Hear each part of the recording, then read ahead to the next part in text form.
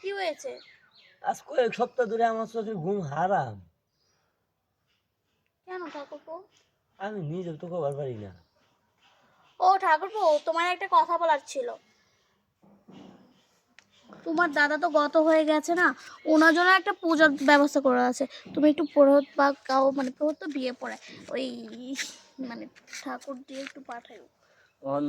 বৌদি গত হয়েছে ভালো কথা নাকি?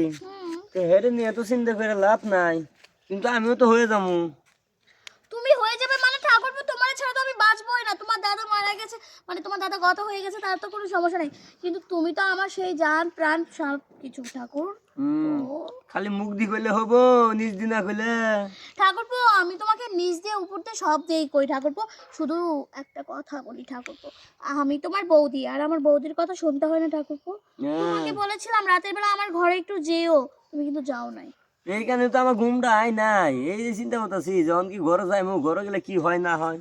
ও ঠাকুরপো, একটা কথা কি জানো? আসলে কথা কি, কথা তো হেরে না, কথা হয়েছে এটা খালি টক বক টক বক টক বক টক বক করে। এই ঠাকুরপো, তোমার টকবক করে না, আমি টকবকের ওষুধ আনিয়েছি, তোমাকে টকবকের ওষুধ দিব। তুমি কেমনে টক টক করে জানেন? যখন আপনার সাথে বয়ে তাই নে, এই যে দেখলে তো ভালো লাগে না। ও ঠাকুরপো, হয়েছে কি জানো, তোমার এই যে যেটাই দেখো না কেন। তুই ভাই করতেছো? বাই করতেছি না ঠাকুরপো, ভিতরে ঢুকাই দিলাম যেন তোমার নজরটা না যায়। বদি হ্যাঁ, কথা তো হেরে না, কথা কোনটা জীবন থেকে না দেখছি না, মাথা ঠান্ডা নাকি দেখাবো?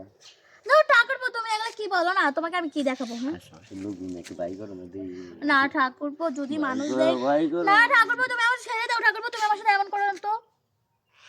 আমি কিন্তু দাদার কাছে বলে দেবো।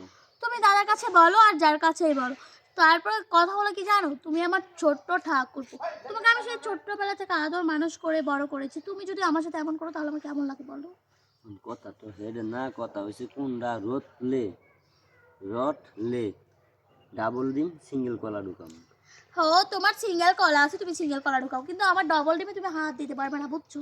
আমি তোমার ডবল ডিমটা টিপা টিপা দিমো, আস্তে কইরা খুইলাই আমি সিলাইয়া দেখামু, তুমি আমার বৌদি গো সুন্দরী।